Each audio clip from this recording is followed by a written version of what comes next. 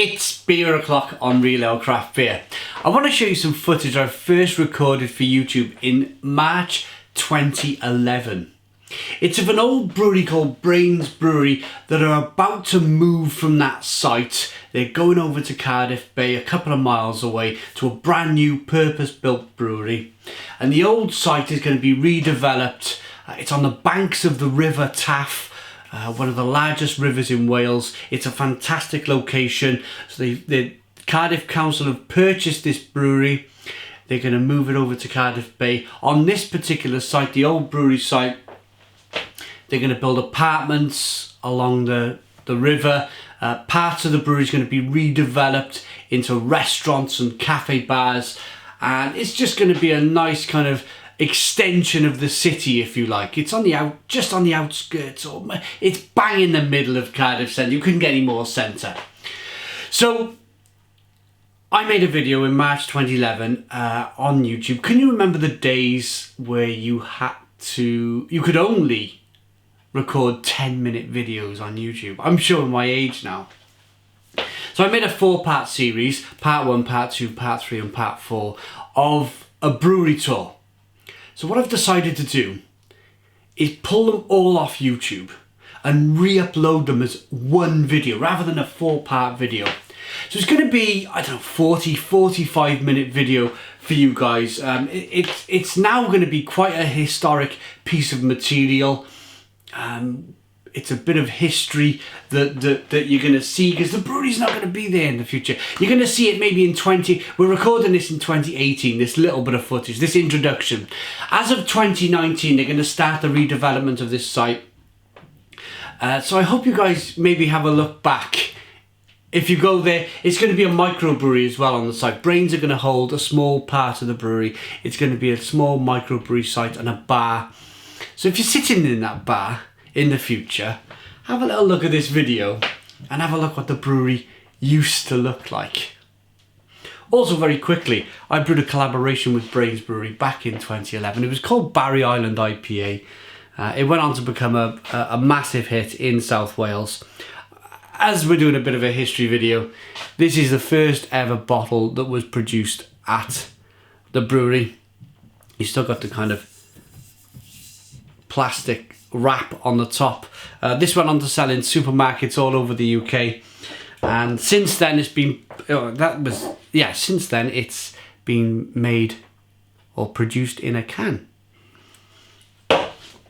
One of my first ever collaborations was a massive hit. Okay, sit back, relax, enjoy the video. Here's the history.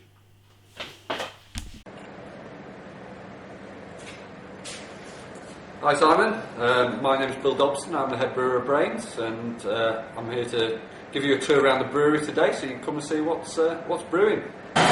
Right, we're on the top floor in the mill, with Bill again.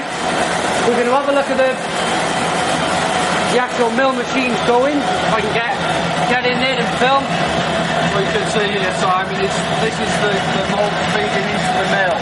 Okay. So the malt feeding nice and evenly into the mill, and there's 6 rollers in here in 3 pairs that are going to crush the malt to get the right consistency that later on we'll see mashing in.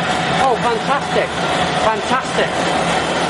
So what we're going to do now is set up the tripod, and then we're going to start a tasting video with all the different malts there going on. Okay, these machines, Bill, these go back to the 1940s, do they, if I remember rightly? Probably around 1950s, we think. Good solid pieces of kit, although we've got 2 of them, so that if one breaks down we can use the other one. Yeah, tried and trusted bits of British engineering.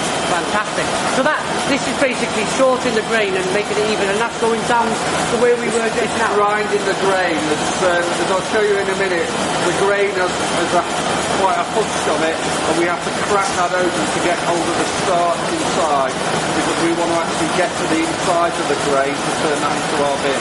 Okay, lovely. Okay, so here's a fine example of all the different hops in use at Brains Brewery.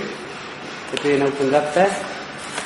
Okay, so this is some Fuggles hops. Okay. So we use the hops in this form, which is pellets. Right. So this is how we actually add them to the beer. Okay. So it's a bit like they've been ground and packed. Yeah. In foil bags with the oxygen taken out of them, so the oxygen can't degrade the hops.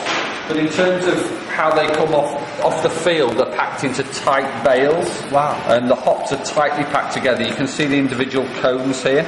Yeah. So this is a sample of hops that we've been given by the merchant, and then that's been later processed into these pellets. Now. Does that get done here, Bill? Where you No. The hops are these are UK grown hops, and then they've been processed into pellets. Right. As quickly as possible after harvest to preserve the freshness and the aromas in the hops, because the aroma and the flavour in the hops comes from oils, and they're quite volatile. Oh right. Yeah. So what we can do is what we call rub the hops. Right. Yeah. Like this. Yeah. Okay. And what that does is release the oils, it releases the aromas in there. So if you can have a smell of that, you'll be able to smell. I'll try. Wow. This is where you need smell-o-vision, Simon. I wish I could smell everything.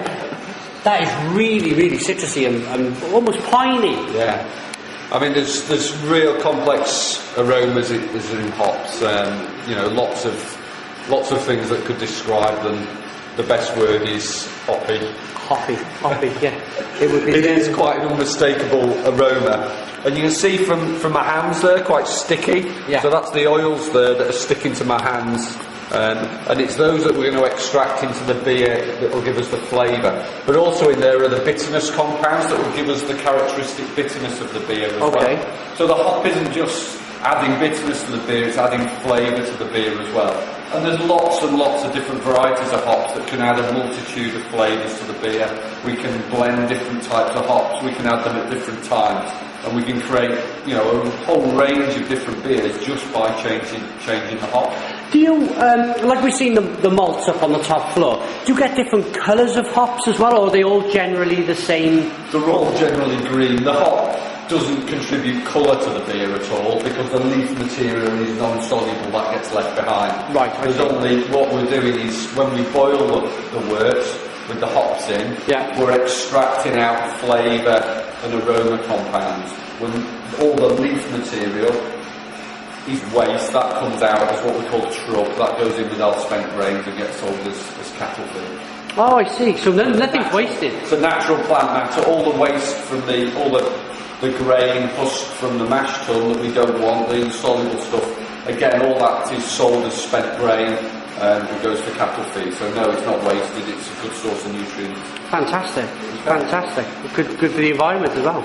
Well, when we've got the copper up to boil later on, you'll get a shot of the copper boiling away, and you can see what we're doing out there. Okay, lovely. Okay. Great, thank you.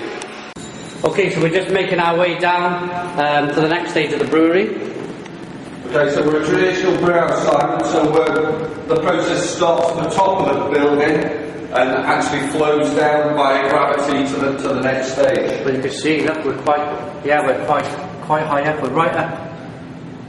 You get a good view of Cardiff from on the top of there. Absolutely, yeah, look at that. A bit hazy this morning then. There's a right up high, so basically the start of the brew's at the top, and then we work our way all the way down until we get the finished product where they're moving it all out in the lorries. So how old is this brewery, Bill? This brewery dates from the 1800s. Brains have been on site in this brewery for the past 12 years now. Right. Having moved from the brewery in the centre of town.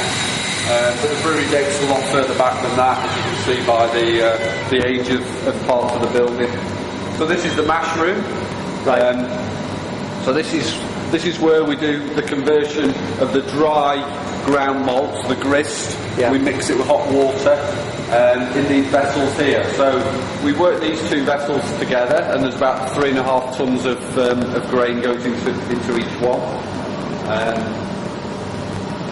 So we're mixing here with hot water about 65 degrees centigrade, let's say, and that sets off the natural enzymes in the malt, breaking down the starch. Okay. And it's that starch that we need to turn into a soluble, fermentable sugar.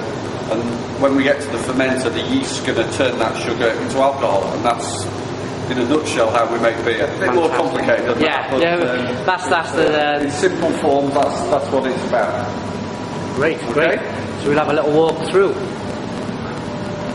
All the different switches, and they wouldn't have had all this electricity all them years ago, would they, Bill? How would they have been doing it? Well, the way we control these mash tuns is still quite traditional. It's all by hand, really. We've got a few bits of control on them, but it's more the judgment of the guy operating to make sure he gets the consistency right. He's still got a few valves to adjust manually and make sure he gets the job right. Fantastic. So what strikes me is everything's so pristine and clean.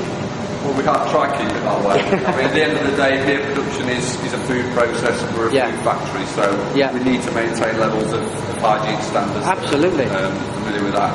Beer is a very safe product because of the alcohol content, but nonetheless, even from a product integrity, making sure that beer is of the right quality, we need to make sure that both the environment's clean and most importantly, that the vessels that we put the beer into are absolutely clean.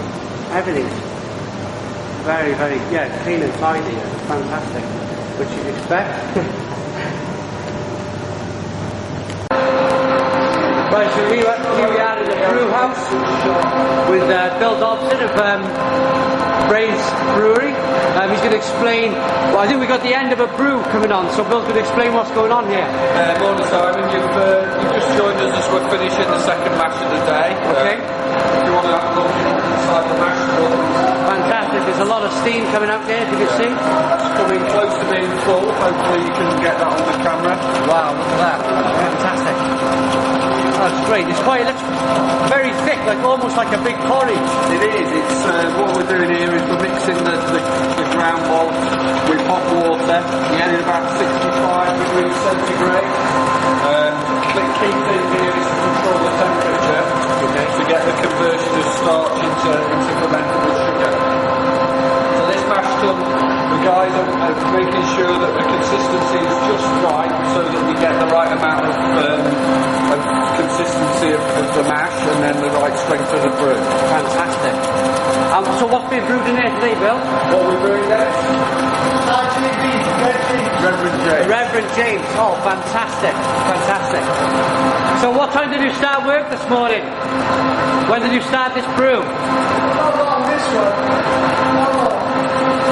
What time was your first match this morning? 5 o'clock. 5 o'clock in the morning. Wow. Fantastic.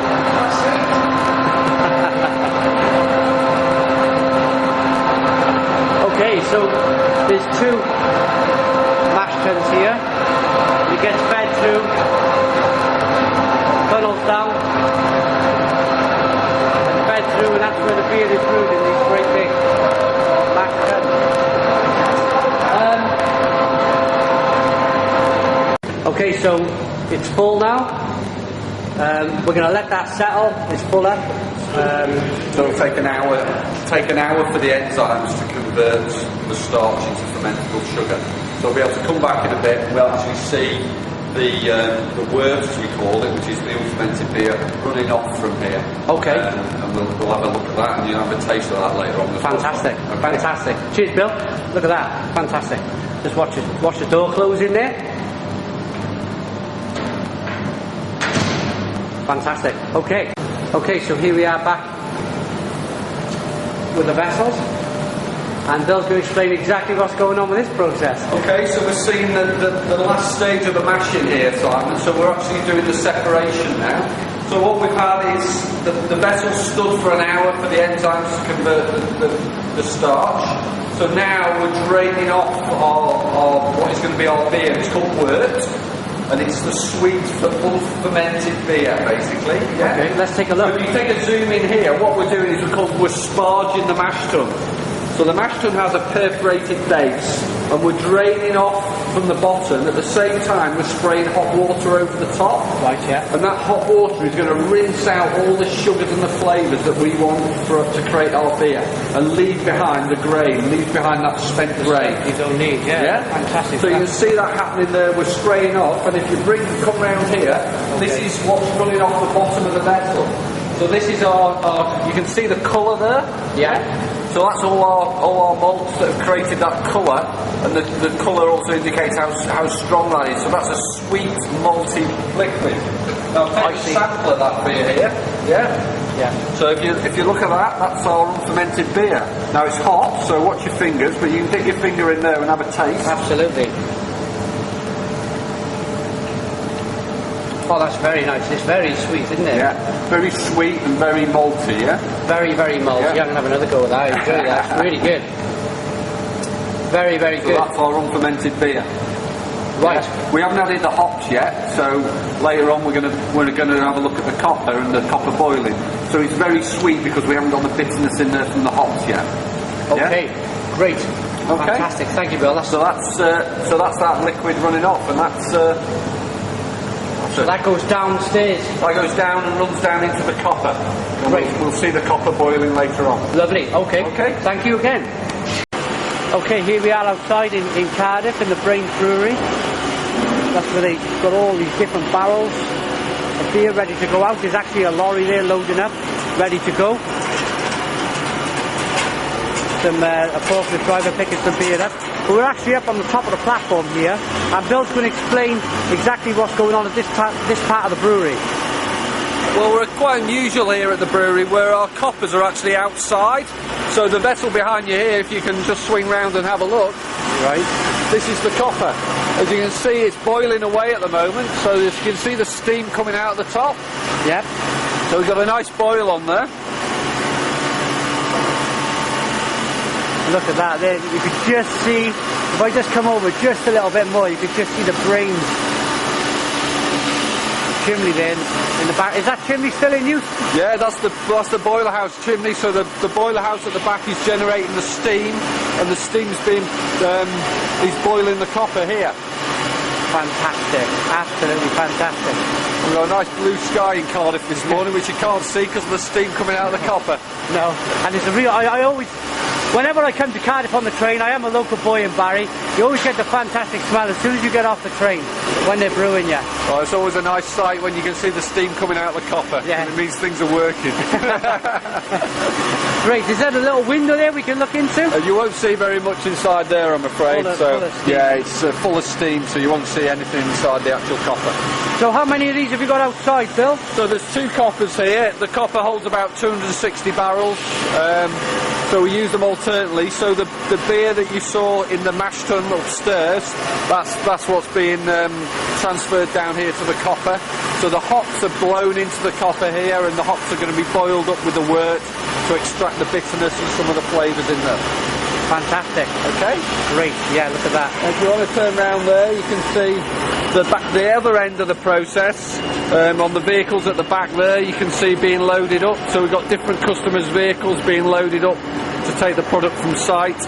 All the containers you can see out in the yard, these are all empty containers. I see. So these are all waiting to go on for the lines to be filled with different products. I see. Fantastic. Okay. Fantastic, yeah. You just see a train disappearing in the background there, and the Millennium Stadium in the background. So that's where we actually come in on the train when I started this video. Great. So there's two barrels there on the little forklift truck. You can just see the River Taff in the background there, just the other side of the wall. I'll see if I can just zoom into that. There you go. There's the River Taff. That's Cardiff's or Wales' biggest river. There we go. Okay. Lovely. Thank you, Bill. Cheers. Okay, so we're in the yard of Brains Brewery. We're just going to take a look at the fermenters. Bill's going to explain exactly what's going on at this part of the process. Okay, well, you've seen some of our small square fermenters. These are our bigger fermenters. If you pan round, Simon, you can see the size of the vessels up there. Fantastic. So those small vessels that you saw filling earlier hold 90 barrels each. These can hold just over 1,000 barrels each. 1,000 barrels. So they're 12 times the size then? Yeah. About 12 times the size? Yeah. And these work all year round? Exactly the same way. We're filling and emptying the vessels every day, putting fresh beer in to ferment and emptying it out at the end. The beer takes about a week to ferment in these vessels. Yeah. So the vessels are shaped like this so that the yeast settles out in the actual cone of the vessel. Okay. Yeah. So if we have you can see on the smaller vessel here the shape of the vessel. That's it. So Yeah. it's funneling down. Yeah. And then that allows us to transfer the beer in and out of the vessel through the base of the vessel. And all up the side of the vessel are cooling jackets that carefully control the temperature of the beer in the vessel. Absolutely fantastic. Yeah. So does the weather, if you have like the hottest day of the year and the coldest day of the year, does it ever affect the beer bill or? Well, they're all insulated vessels, so actually the climate inside that vessel doesn't really make much difference to it, whether it's hot outside or cold outside, because there's a jacket and it's insulated all the way around the vessel. If you follow me inside, we'll see underneath the vessels and the inside. Okay, fantastic.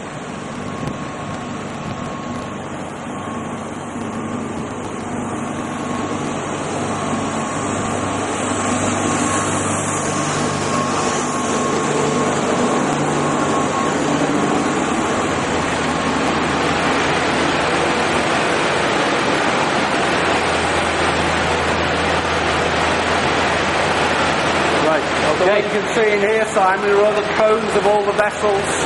Yeah. And the beer transfer pipework to move the beer in and out of the vessel. But also, all the pipework is also to clean the vessel.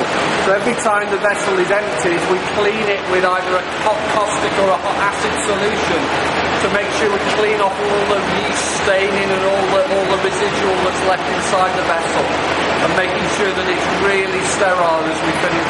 So we've got a vessel ready to put the next beer into. Fantastic.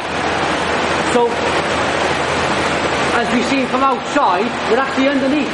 We're underneath those vessels, so you see the cone shape at the bottom. Yeah. Yeah. And the insulation, that's over the lagging. This vessel's probably been pulled back, so we've got quite a cool surface on the bottom of the vessel there, yeah? Yeah, absolutely. Yeah, great. So this is where it all gets taken off. Yeah, what I'll do now is I'll take a sample of one of these vessels and you'll see how we measure what we call the gravity of the beer to see how much alcohol's in it. Great, fantastic. Okay, Bill. Now we're going to take a sample out of this vessel. This is some Brains Bitter that we filled last week, so it's coming towards the end of its fermentation. Fantastic, look at that. It's coming out of that great big vessel we've seen outside. Okay, so we'll take that now, Simon, and we'll measure the gravity of it, which will tell us how much alcohol's in there. Okay.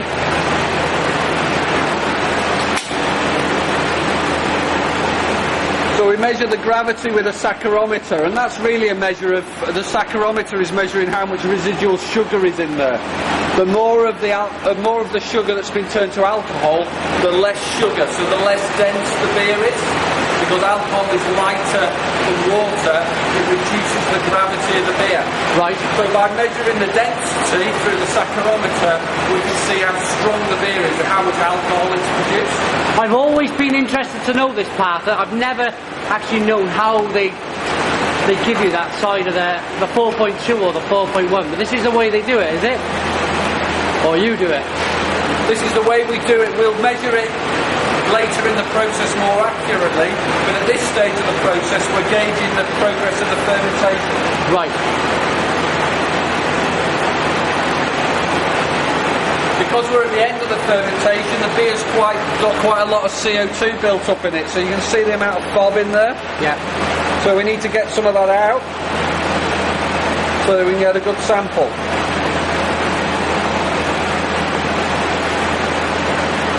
He says.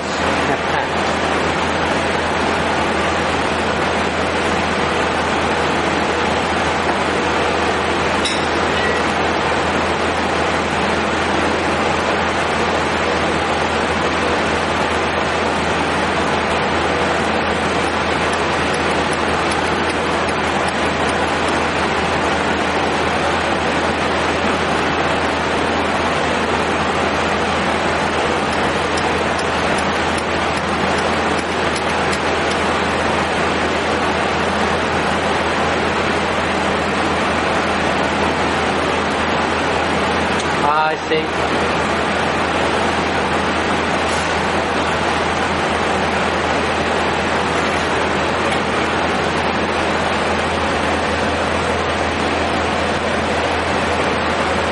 So the more alcohol that's in there, the further this will sink down because the beer will be less dense. I see.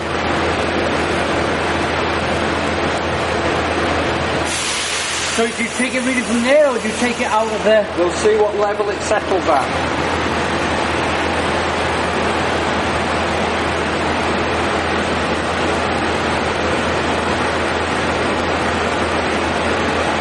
The more it's being poured out, the more you're getting rid of that head, if you like. It's just pure liquid now.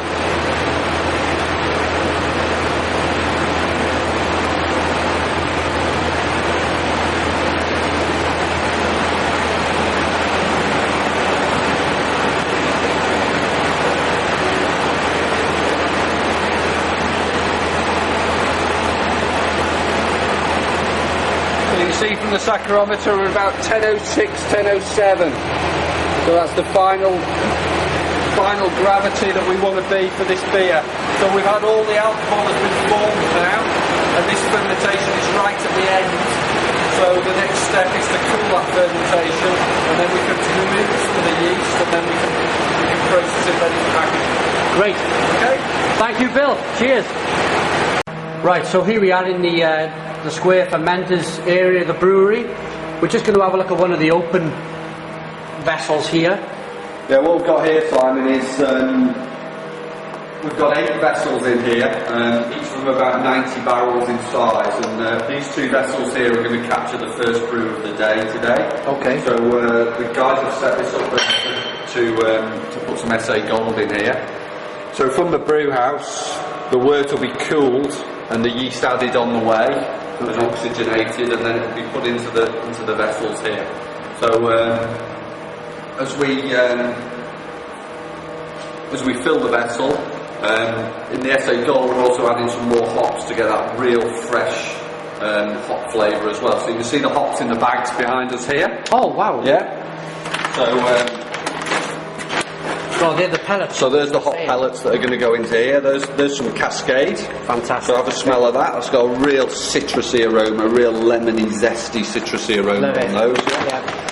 And then here we've got some Styrian Goldings.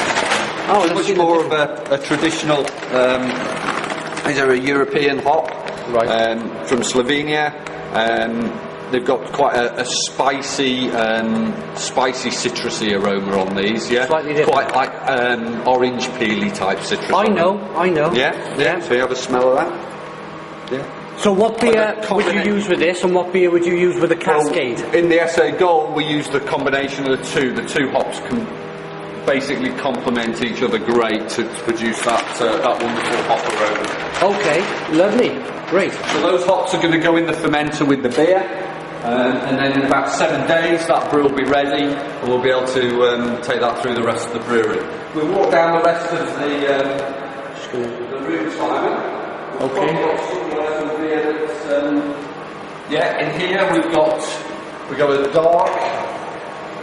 Great, brains there. So this is at the end of the fermentation process. This beer in here. See all the condensation on the inside of the door there. Great, wow, look at that. Yeah, so don't put your head too close because there's CO2 on top of that beer there. So this is right at the end. The beer's been cooled, the yeast's been taken off, so the beer is ready to transfer through the rest of the brewery later on. So you've got basically finished beer there that just needs processing and packaging. So I'm going to put you on the spot here. I wonder if you could give how many pints would be in this one vessel here? Well, there's probably about 90 barrels in this one vessel. Right. So times that by 288. And mental arithmetic gets me to... Couldn't drink it all then. to quite a few pints. Quite a few pints. About 25,000 pints. 25,000 pints. My mental arithmetic serves me right. Great. Okay. Yeah. I don't think we've got anything else in any of these vessels here. if you haven't tried Brains Dark, if you're watching this video here and you haven't tried Brains Dark, it's really, really worth trying. I had a bit of a stout night myself on Friday. I drank a few different stouts, and I come to the Brains Dark, and out of all of them, it was very silky. I'm not just saying this because Bill's standing in front of me, but it was the most silky. It had a really good mouthfeel to it, and I found the caramel taste was very, very good. It was very, very good. Well, one thing I did notice, I wonder if you could explain this, Bill, is the Brains Dark on Cask is it 3.5% ABV? Yeah. On the bottle, I poured it out and noticed it was 4.1. Yeah. What's the difference there, Bill? Why is it? We brewed the bottled beer stronger because we wanted to produce a premium version of our dark in bottle, because we think people drinking out of bottles tend to sit and savour the beer more. Absolutely. So what we did we took the strength of the dark up in the bottle. Right. So you've got it's even more full of flavour than the cask version. The cask version has always been a low strength beer. That's what it was. The real quantity drinking beer of South Wales at the end of the day. The cask beer. But the bottled beer we wanted to produce slightly stronger, so it was more intense in flavour, and it's one to sit and savour in my book. It's one to sit and have a couple of bottles of an evening with some food or something like that, and really savour it. I totally agree with you. I think I always say I am a craft beer drinker. The reason being, you could buy the most expensive bottle of wine in the world. It costs thousands and thousands of pounds. The best quality beers, they have more flavour to them than me. For me, coffees, chocolates, down to your pines, and they only cost a couple of pounds. It's getting the word out on the street to break the back of these mass-produced. Craft beers, all the beer that, traditional beers that were produced in the UK, they are all unique. They've all got their own special flavours and aromas. I'm going to take you downstairs and we're going to have a look at some of the yeast that we use in a minute. Right. That's our own fingerprint on our beers that give us our own unique flavour on it. So we've just been speaking, Simon, the vessel we just looked into earlier is starting to fill. Oh, right, fantastic. Be careful, stand back, you'll be able to see the work coming into the vessel. Yeah. Oh, look at this. This has got to be a YouTube first for anybody. So the work's just starting to come through now.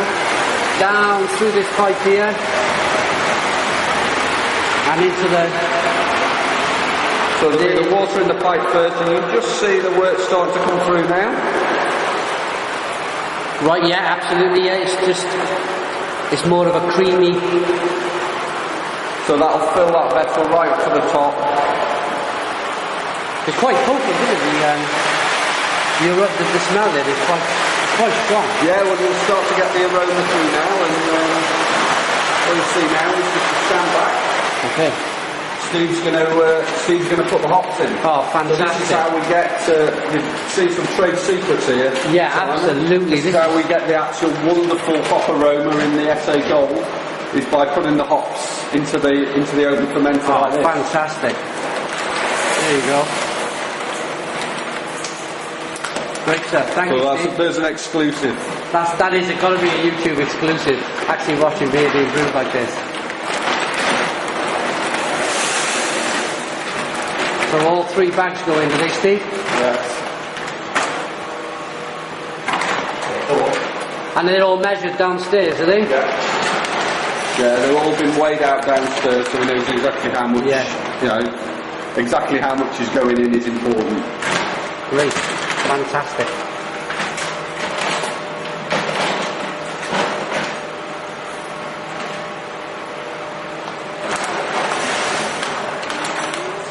So they were the Cascade and the Styrian Gold in there, yeah? Great. Okay. What we've got here is some of the yeast I was talking about. So, if you can see that, that's what brewer's yeast looks like. Oh, wow. Okay. So let Steve get past there. So that's a sample of our Brains yeast. So this has been taken off one fermenter and is stored in this slurry form, cold temperature. It keeps it in suspended animation, and then it's added back into the next brew. And when it sees more food, which is the wort, the sugars in the wort, and a nice warm temperature, The yeast about breaks it down. 16, 17 degrees centigrade, the yeast begins to work again. We'll generate more cells. We get about 5 times the amount of yeast cells out of a fermenter as we put in. Yeah. And the most important job it's doing is converting those sugars into alcohol for us. So for new viewers out there who are watching who don't know too much about beer, the yeast is actually alive, isn't it? Is it alive? Yeast is live. It's a fungus. Yeah. So yeast is a single cellular fungus. And there's the strains of yeast we use for brewing are just used for brewing. It's very different to bread yeast. You can't make beer with yeast, baker's yeast. Right. So these yeasts have been generated through different breweries. This is our own unique Brains yeast. There's only us in the UK that use this yeast. It's ours. And not only does it produce alcohol, the yeast produces its own flavours in the beer as well. Yeah. So if you want to have a smell of that, it smells quite beery, yeah? Absolutely, yeah, almost caramelly. It's got beer in there, but the Brains yeast produces what we call esters in the beer. Yeah. Quite fruity flavours in the beer. Yes. So if you try a Brains bitter, you really get those fruit flavours coming through. Brewer's yeast is also pretty good for you, so you can taste that as well. Oh, right, right. I'll show you first, so you trust me. Yeah. Oh, there we go.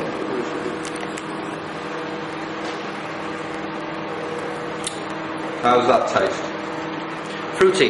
Yeah. Like I say, it is fruity. It's quite bitter as well. Yeah. The yeast concentrates the bitter flavours from the hops in it as well. So the yeast tends to taste quite bitter. Yeah. But you can taste that fruitiness coming through there as well. Totally, yeah. So that's what gives beer the fruity flavours, is the hops, the malts, the yeast. It must be such a fine art. It must take years. Different yeast produce different flavours in the beer. Some produce sulphury characteristics in the beer. Our particular yeast produces these lovely, subtle fruity flavours. It's not overtly fruity. Yeah. And the compounds called esters that are produced as part of the natural fermentation process. And our yeast is characterised by producing quite a lot of these esters. Produces this lovely Brains fruity flavour. Fruity character. So to fill enough yeast to go into one of these square vessels, would you need quite a lot of it? Yeah, when this vessel's full, each milliliter of liquid in the vessel will contain about 10 million yeast cells. Wow. Yeah. Wow. So there's a lot of yeast cells. There's a lot of yeast. I'm not going to do the maths. No. Okay. So in a sample like that, you have got literally millions and millions of individual yeast cells in there, and we aim for a certain concentration of yeast in the wort as we fill the vessel, and that's important to get the right flavour and also the right characteristics of the fermentation. Great. Okay. Great. Fantastic. Thank you, Bill. All right. Cheers. We'll go downstairs, I think, now, is it? Yeah, we'll go and have a look at some beer being packaged. Great. Thank you. Cheers. Cheers. Right, here we are in the cellar of Brains Brewery. We're going to do a few different things in here. First of all, though, it'll be my first time at tapping a cask. So Bill's going to show me how to do this. Okay, Simon, so this beer was packaged last week. It was packaged on the 21st of March. And this is a sample that we're going to be tasting this week. Okay. So what I'll ask you to do is tap the cask. Yeah. So the first thing we need to do is vent it. Right. So you can just hammer the peg in there and you'll release the natural CO2 that's built up in that cask since we packaged it last week. Okay. That's the yeast that's been working away in the cask and conditioning the beer in the cask and maturing the beer in the cask. Fantastic. So if you just have a go at that. And this is Brains SA. This is Brains SA. Try not to cover yourself in beer. Okay. See that is? So that was the CO2 being released there. Right. Yeah? Fantastic. I'll just put these down a second. So the next job is to put the tap in. Okay? So I'm going to stand back when you do this. So basically, So drive the tap into there. Okay. Oh, didn't spill a drop. Didn't spill a drop. It's always very good you don't spill any beer. Now the important thing is, have you done that so you haven't disturbed much of the sediment in the beer? I hope So the first one, there's probably a bit of sediment in there. So you can see there's a bit of cloud in there. So we'll put that one away. Okay. And hopefully in the next one, we've got some nice clear beer. Fantastic. Look at that. I'll just grab hold of the camera a second. We'll just put this up to the. We'll just put this up to the light. Is it? Yeah. So you see on the light there? Look at that. Yeah. fresh Brains essay. Okay. Enough to get your mouth watering. Now the most important thing then Yep. is to taste it. Okay. So there you go. Lovely. We do this alongside it, so pour one for myself. Rinse this flat out. So the Brains essay, this is using the steering golden. No, this is using the Fuddles and the Challenger and the Goldings hops. Right. It's using the premium pale ale malt we saw upstairs and the crystal malt to generate the colour and the malty flavours in the beer. Yeah?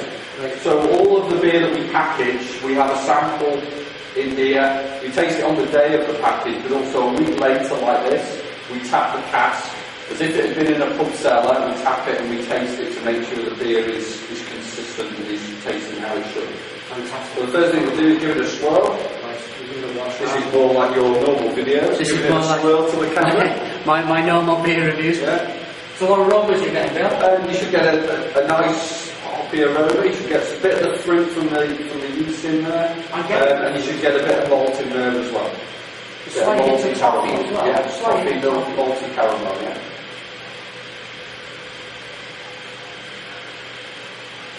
Oh, it's absolutely. And flavour coming through. Nice balance of sweetness, of bitterness, and all those flavours of the malt coming through, and a nice hoppy flavour in there as well. Absolutely nothing quite like this.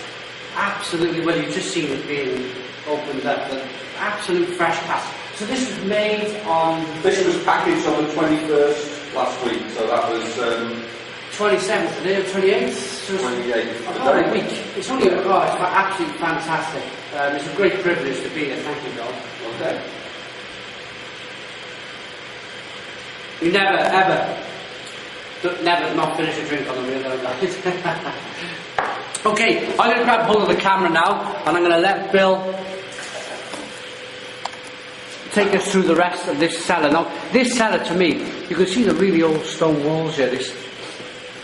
This must be one of the original parts of the building. It is. You're right in the basement of the original brew house here. So it's quite, the ceilings are low. Look, there's a beam just above Bill's head. Yeah, you're right. You're right in the basement. And what we're doing in here is we're assessing the quality of our cask beer every day to make sure that what should be happening with the cask beer is happening. Okay. So we've got some casks over here that, from the packaging that have been done this morning, you can see we're shining a light through the back of those. You can see the yeast in suspension. So if you zoom in on this one, Simon, you can see all the yeast in suspension there. Wow, look at So that. by tomorrow morning, we'll have expected all that yeast to have settled out in the bottom of the cask. And by observing that happening, we can make sure that the same process is going to happen in the cask. Right, I see. So we know if it's going to settle here, that when we put it out into trade, that it's going to settle in the public and sell. So these are all fresh. So these are all fresh, packaged first thing this morning, and we're going to go out and look at some beer being packaged shortly. So over the next few, will it take a couple of days for this to settle down? Because it is quite cloudy. By first thing tomorrow morning, we should see that they are bright in the cask, and there is a nice blanket of yeast on the bottom of the cask. Great. Okay. I'm just gonna, I'll just zoom The rest of the beer in here, we package in these small containers in the pins, really for space. But we taste one after about a week, as we've just done now. Right, yes. But we also keep a cask to the end of the shelf life, and that's so we can make sure that the beer is tasting as good at the end of its shelf life, which on our beer is 40 days, as it is at the start.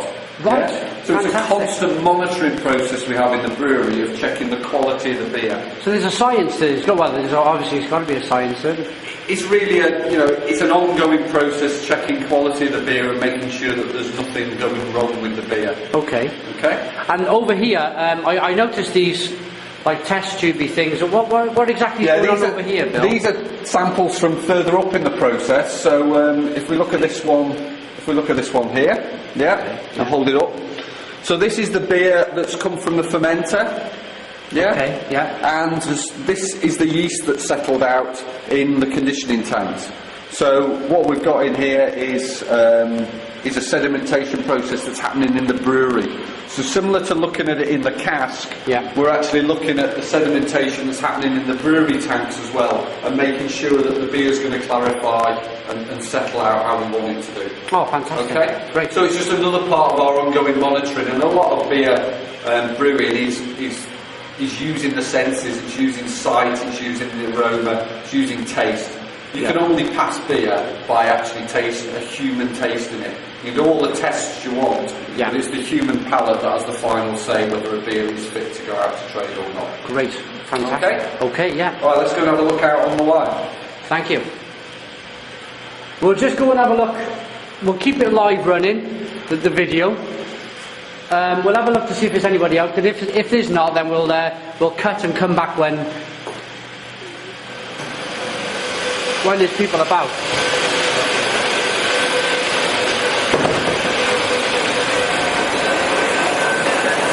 Okay. So this is the cask line, and we're just about to resume packaging after the break.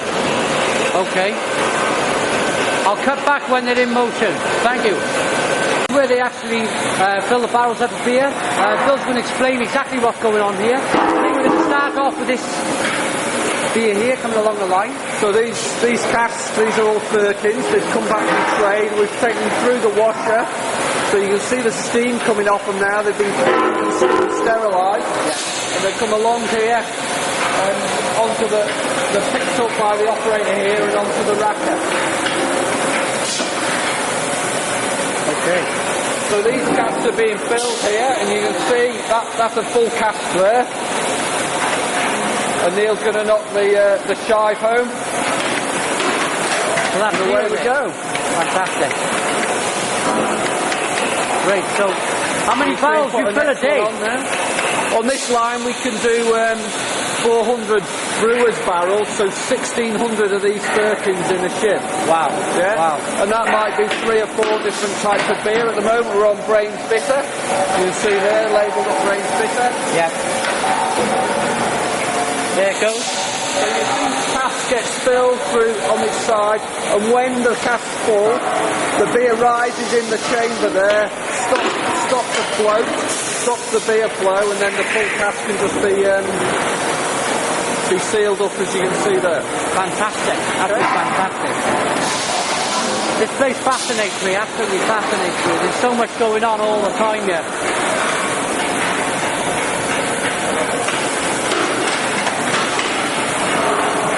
So this is a very large process. So how long do these barrels, how long do you leave them to settle before they go onto a lorry and away they go? Well, these go into our refrigerated warehouse on site here, straight from the back of the line, and then they'll be loaded out as early as tomorrow, the day after. They'll start to be distributed out through the supply chain. And that gets drunk maybe a day later. So within 3 days, this beer's being drunk. No, the beer will be drunk because it's got to get through delivered to the pub, and then it's obviously got to settle in the pub cellar. So typically about a week is the earliest that this beer will be consumed by the consumer. Right. It's got 40 days shelf life on it, so there's a period of time then that the beer's going to be drunk over. So the shortest time is a week. Typically, I would say it's probably 2 weeks. 10 days to 2 weeks old when it's going to be drunk by the consumer. Right. Okay. Absolutely fantastic. Here we are. Okay, so we'll move on now to the next stage of the brewery. Oh, so these timber ones, are these still? Well, as we saw in the cellar, the timber casks have got the glass ends. So they're the ones that we're going to put the samples in so we can see through them and check that the beer's going to clarify okay. Okay. Okay? Thank you, Bill. Cheers. All right.